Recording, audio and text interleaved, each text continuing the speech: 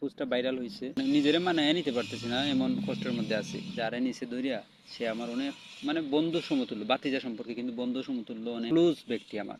বিগত 6-7 মাস হয়ে যায় যে তারে হুরুপ মারছে, কোনো রিজন নাই।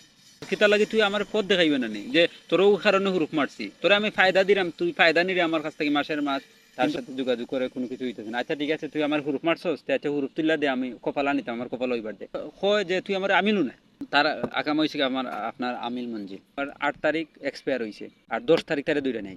এম্বাসিতে গেছে যে ওরকম ওরকম নাই, কোনো কারণ নাই, সে আমার হুরুপ মারছে, যোগাযোগ করছি, এখন আমার এই কোনো রেসপন্স করেন না করে গেছি। এটা ওই তো না, হুরুপ তো না তুললে এটা কোনো জড়িত নেই। যদি আশ্বাস দেওয়া, যদি এটার কাজ করতে পারো না, তো এরকম আশ্বাস দেওয়ার কি দরকারটা, মানে আমি বুঝলাম না। কপিলের হুরুপ তুলতেইব, তারপরে কিছু করা যাইব। হুরুপ তুলিলে তো ভাই আমরা দেখুন কিছু করতাম পারবো। কপিল রকম যে কপালা দে, কপালা তো হে দেন না, মানে হে অস্বীকার করে দিই আমার আমিল নাই, তার ফায়দার কপিল তো সব। পরে ওই দিন শুক্রবার ছিল 10 তারিখ, এই দিন সকালবেলা খুব আনন্দ করছি, বা শুক্রবার তো আমাদের বন্ধ বলে দিয়ে কাজ, শুক্রবারে বন্ধ।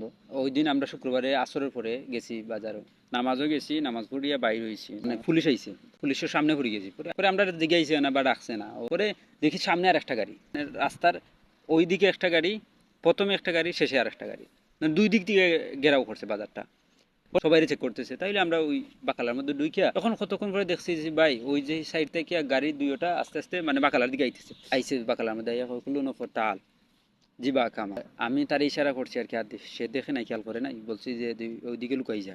আমি আকামা দেখাইছি, দেখানোর পরে পরে আবার আমারে ডাকছে। আমি কইছি যে আমি একটু আগে আকামা দেখাইছি, আবার কই সুপ সুপ আকামা জিপ দেখাইছি, দেখানোর পরে হইছে ইয়াল্লা রূপ।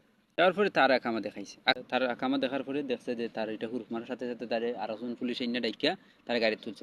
যে সময় তারে গাড়ি তুলছে আর আমারে হাত দিয়া ইশারা করছে চাচা যাই কি, আমার মানে কিরকম যে বুঝাইতাম, হাঁটার মতো যে পায়ের যে সামর্থ্যটুকু আমি হারাই ফেলছি। আমি এতটুকু কষ্ট পাইছি না কখনো, যে 7-8টা মাস তার সাথে খাটাইছি আমি, বুঝছেন ভাই, খুব আনন্দের সাথে খাটাইছি। তার পরিবারও জানানো হয়েছে, তার পরিবার থেকে খানরা যে যে যে টাকা দিয়ে ফাটাইছি, এই টাকাটা উঠাইতে পারছে না আমার, অথচ আমার মেয়াদ থাকাকালীন অবস্থায় আমার হুরুপ মারছে। আমি আশা করি অতটুকু অন্যায়ভাবে সৌদি আরবের সরকার চলে না বা প্রশাসন চলে না। ওই দিন আবার মজাও কইরা কইছি যে যে ওই দেখ পুলিশ আইছে, এখন যদি তোরে নেই গি তাহলে আমি কোনো তারে নিস না, আমারে নিস, মানে ফান করছি ভাই।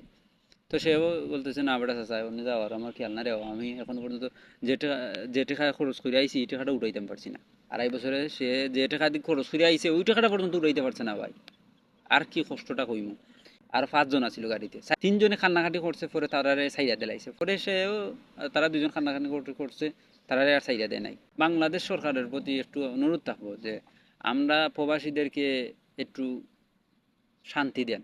শান্তি বলতে আমাদের যে সার্ভিসটুকু প্রাপ্য সার্ভিসটুকু যারা অন্যান্য দেশেরা লোকেরা পাইতেছে, ওই সার্ভিসটুকু কমপক্ষে আমাদেরকে দেন, যাতে আমরা কমপক্ষে শান্তি মতো শান্তিতে প্রবাস কাটাইতে পারি।